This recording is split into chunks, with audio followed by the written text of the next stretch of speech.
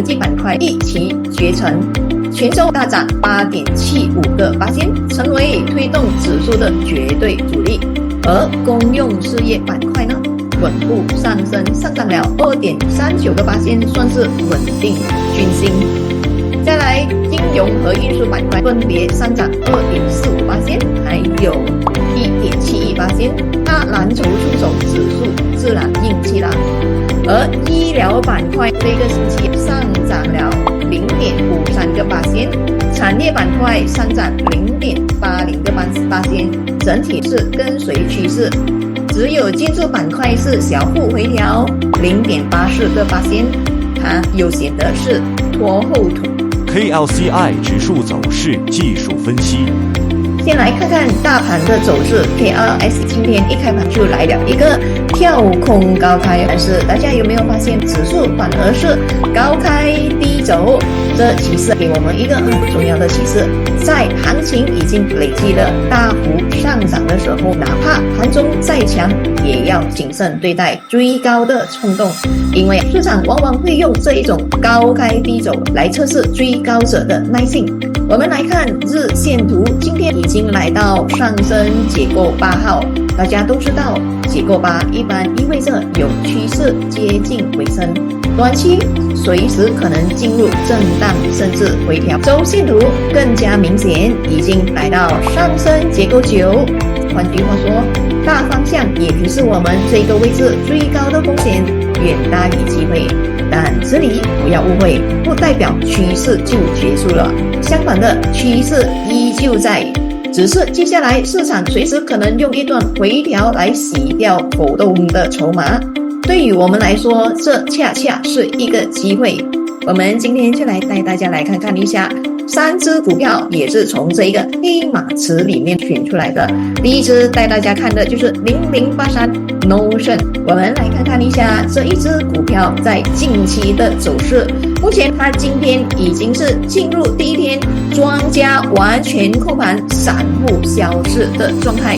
今天还上涨了3.45%。我们先看一下时间点，在9月12号的时候，通过我们夺宝奇兵的工具，已经清晰的看到风牛出栏的状态。同一天，金泰软件同步也出现了红色进攻 K 线，牛股爆发点。果然，隔天股价直接来一个的跳空高开突破，从这一根红色进攻 K 线算起，到目前为止 Notion 已经足足上涨超过51%了。可能前面你没有注意到这个启动点，但是记住一句话，真正的牛股总会给你第2次上车的机会。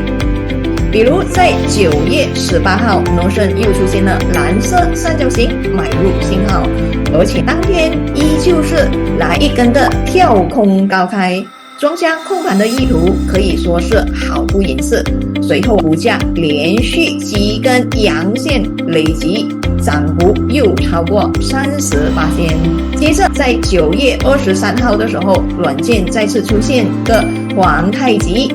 但是皇太极很快就已经被突破了。在突破皇太极的时刻，趋势就从此彻底转强，这一波成交量持续放大，庄家进场是越来越明显的，红利指标清楚展示了完整的节奏。在这一波下跌的当中，庄家是开始吸筹，开始放量突破，甚至出现蓝色三角形进场信号。后续还有火箭来告诉我们，这一个股票会有冲力的爆发。对了，后续是不是有庄家在持股待涨？所以现在我们 Notion 这一只股票已经来到上升结构3，也就是说上涨的空间依旧存在。接下来我们只要突破这一个红利彩虹牛熊分界线的压力位，同时就会有机会继续走强了。只是大家一定要小心，目前可能会有短期的回调，因为目前已经出现红色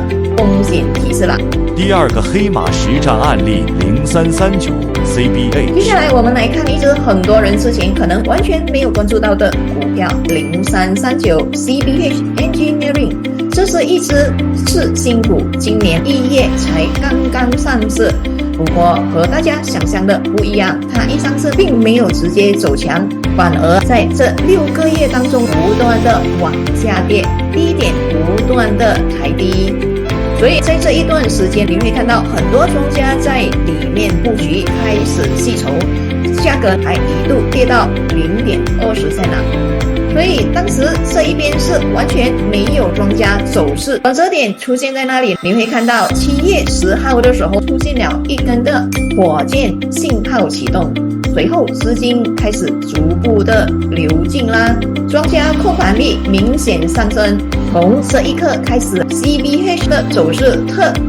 彻底摆脱了之前的低迷，逐步走出了不断创新高的行情。对于一只次新股来说，这个过程非常关键，因为它意味着前期套牢的筹码已经被消化，而庄家有意愿有能力把趋势拖起来，后续一旦有量能配合，往往是会加速上涨的。我们甚至可以在周线图很明确的看到，在7月11号的时候还出现了红色的进攻 K 线，只要红色蜡烛被突破，我们就可以开始关注。而蓝色蜡烛代表什么呢？代表让我们继续持股待涨啦。而且在这一边，庄家还是不断的增加，紫色线一直在红色柱子里面，甚至后续散户完全消失。再来看看基本面 ，CBH 的主营业务是电气工程、机电服务、工程服务和国家基础建设、电网升级、可再生能源发展都有直接的关联。这个行业天然具备政策红利和长期需求，市场题材也容易被放大。作为一只次新股，它的成长故事和溢价空间呢，更容易被市场炒作。当然，风险同样存在，项目执行和回款周期会影响到现金流，而行业内的竞争和成本上涨也可能压缩利润的空间。作为次新股，它的波动性也会更大。所以在操作策略上，还没进场的宝宝们不要追高，等到再一次出现回调后的进攻 K 线或蓝色三角形信号，再分批布局。而已经持有的朋友就盯紧保护线，尤其是当价格进入结构8或9区域时呢，一定要警惕可能会回调。而目前它已经突破上升结构9了，所以只要这一边庄家继续上车，庄家继续控盘，我们在场内的宝宝没有跌破百色线就继续持股待涨。我们来看8月25号的时候，其实已经出现了很关键的信号，就是在趋势扫码工具里，我们能够看到双龙出海这一边可以轻松的找到 CBH 这一只股票了。这种情况往往说明主力资金正在逐步进场。也就是说，如果你当时在关注趋势信号，这只股票已经在候选名单里跳出来了。一句话总结 ，CBH 这一只熬过前期沉默、火箭启动、庄家控盘、逐步创新高的次新股，它既有基本面的支撑，也有趋势信号的确认。如果未来能叠加重大合同或业务扩展，它很可能会成为次新股里的黑马代表哦。黑马实战案例0166。接下来我们讲的第3只股票0166 Inari， 可以说是科技股里的一只老牌将军。但是大家也知道，它之前其实经历了一段非常漫长的横盘整理，很多投资者可能在这段时间失去了耐心，觉得它没戏了。但是就在这个星期，Inari终于再次发力了。股价一举突破，直接来到牛熊分界线的位置，而且今天更关键，出现了牛2抬头的信号，这就意味着趋势有望进一步延续了。从技术面上看，长期横盘意味着筹码沉淀而很扎实，浮动筹码被消化，庄家控盘的味道越来越重。突破牛熊分界线，这是趋势由弱转强的重要标志。牛二抬头信号呢，则是在确认突破之后的第二次发力，往往是主升浪的前奏。从基本面来看Inari 本身的优势是很明显的，它深耕于半导体、封装、测试领域，是马股科技板块的龙头之一，业绩和客户资源都相对稳定。随着全球半导体需求回暖，它的受益程度是很直接的。而且我们也可以看到，在星期四的时候，我们在这个Inari夺宝奇兵也看到了进攻 K 线的出现这个就是爆发股的一个特征。随后只要我们关注的这一只股票，只要它持续出现蓝色蜡烛，我们就继续持股待涨了。那么接下来我们应该如何操作呢？如果你之前错过了横盘的阶段，现在看到突破，可以分批跟进，因为这一边白色线也是一个压力位，